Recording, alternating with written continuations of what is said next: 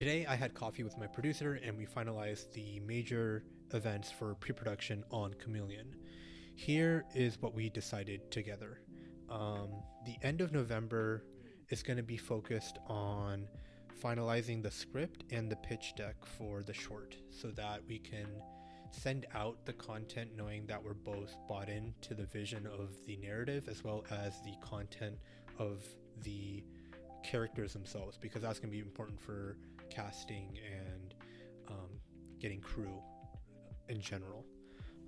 The first half of December is going to be focused on finding the main character James and also finalizing a location. And James is sort of the mafia boss in the Chameleon shorts, and the role itself is one in which it's focused around, or the character itself is constructed in a way that should allow for an actor to really have fun with it, but to also make it their own. So it's important that we find someone, hopefully by mid-December, so that we can start finding the other actors and supporting cast around them, as well as potentially do a table read to really hone in on the dialogue. The last half of December is going to be really holiday, so we're not going to do too much. But the main thing is that we want to finalize the core supporting cast as well as James in case that we don't find him in the first half.